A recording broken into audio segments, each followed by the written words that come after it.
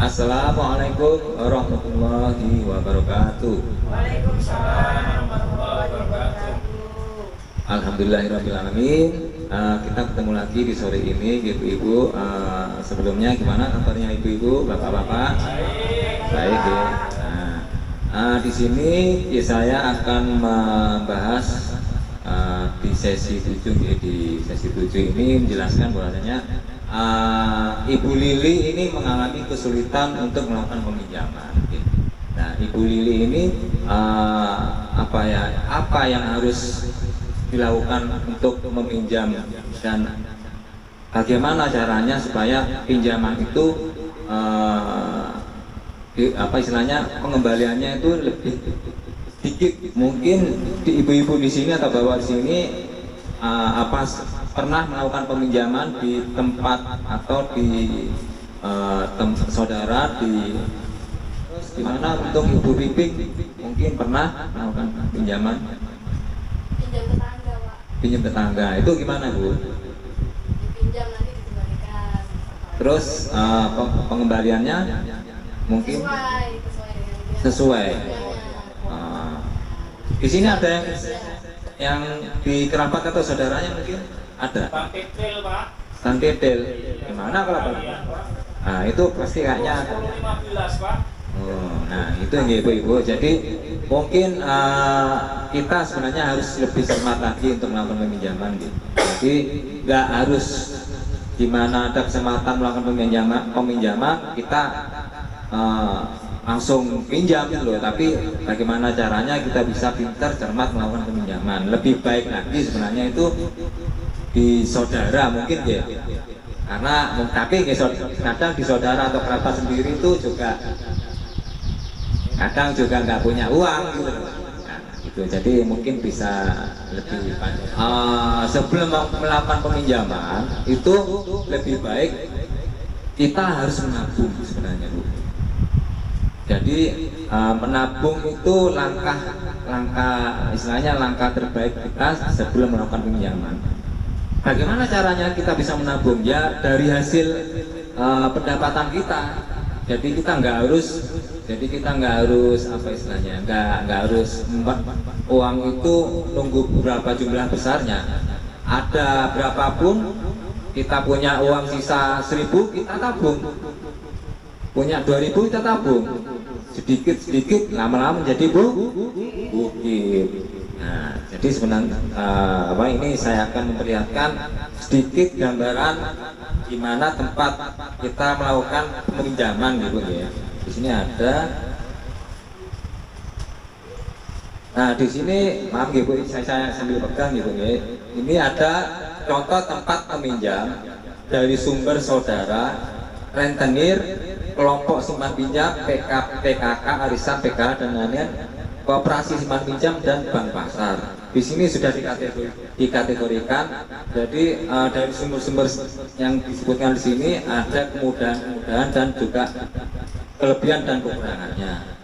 Mungkin nanti dari gambaran di sini nanti akan saya berikan di sini satu persatu gitu nggih. Nanti itu pelajari sendiri nggih. Ntar nggih. Ini buat jadi semuanya nanti akan dapatkan. Jadi dipelajari gitu. Kita setelah melakukan peminjaman, makanya tadi itu sudah saya jelaskan langkah awal sebelum kita melakukan pinjaman itu sebenarnya lebih baik kita itu persiapkan untuk menabung gitu nih. Nah, dari menabung itu kita harus menabung secara rutin Bu. Menabung secara rutin gimana? Ya itu tadi. Jadi sudah dijelaskan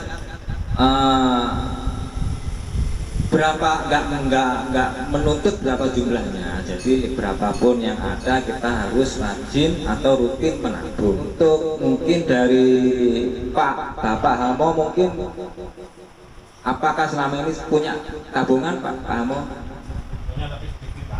Sedikit. Itu dari sedikit itu per hari atau mungkin per minggu mungkin yang bisa ditabung atau gimana? Per minggu Pak. Per minggu. Ya nggak apa-apa. Jadi istilahnya kita apa ya istilahnya punya niatan atau itikat bagaimana caranya kita bisa menabung, berapapun jumlahnya, kapanpun waktunya. Jadi tidaknya dari hasil tabungan itu kan kita bisa ada tujuannya. Tujuannya apa? Saya mau menabung dari hasil saya yang terima, misalkan saya punya uang hasil kerja saya itu 300.000 per bulan, saya sisihkan uang itu 10.000 selama 1 minggu. 10.000 selama 1 minggu, mungkin kalau dikalikan 4 selama 1 bulan kan 40.000 ya. Makanya kalau kita mikir seperti itu, kapan nututnya, kapan bisa saya itu mau bayar anak uang sekolah bayar sekolah anak saya gitu loh.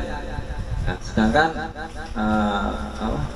anak yang sekolah anak saya itu kan juga butuh biaya, ada yang SMP jumlahnya berapa, SMA juga tambah besar. Tapi kalau kita sedikit, yaitu kalau kita punya pemikiran menabung sedikit demi sedikit dan rutin, lama-lama akan menjadi bukit. Dan akhirnya tujuan kita untuk yang kita melakukan tujuan itu akan tercapai.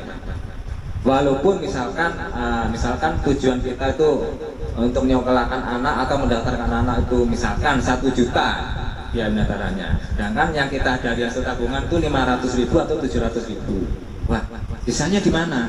Sisanya di mana ini? Kok saya nggak belum nyampe tujuan? Bisa melakukan peminjaman itu, gitu loh. Ya. Nah, dari 300 itu kita melakukan peminjaman. Yang tadi itu kita bahas. Peminjaman di mana? Ya sudah saya jelaskan tadi itu. Anak saya mau pinjam ke koperasi, atau ke arisan, atau ke saudara dekat. Tergantung dari panjenengan semua yang merasa jenengan tuh nyaman di mana. Nggih, paham nggih, Bang nggih? Di sini juga saya akan menjelaskan tempat menabung, Ibu nggih. Jadi di sini ada gambaran tempat menabung itu semuanya ada medianya. Jadi semuanya itu sudah dikategorikan di sini. Tempatnya ada celengan, mungkin kalau di sekolah anaknya bisa ada fasilitas untuk tabungan, terus arisan dan kelompok simpan pinjam, koperasi dan bank pasar. Semuanya itu juga ada kelebihan dan kekurangannya. Jadi yang saya sampaikan di sini juga tadi ada gambarannya yang sudah saya kasih ke panjenengan semua. Jadi itu bisa dipelajari nggih. Sebelum saya akhiri, di sini ada sedikit nyanyian mungkin untuk penyemangat ibu-ibu dan bapak-bapak juga di sini nggih. Cukup tirukan gaya dari saya seperti 2, 3. Aku tahu aku mampu dan kulakukan. Aku tahu aku mampu dan kulakukan. Aku tahu aku mampu aku tahu aku mampu dan kulakukan. Terima kasih buat ini. Terima kasih dari saya. Semoga ibu-ibu dan bapak-bapak ini diberikan kesehatan dan semoga di sesi berikutnya bisa ketemu lagi. Dan mungkin saya akhirul kalam. Wassalamualaikum warahmatullahi wabarakatuh.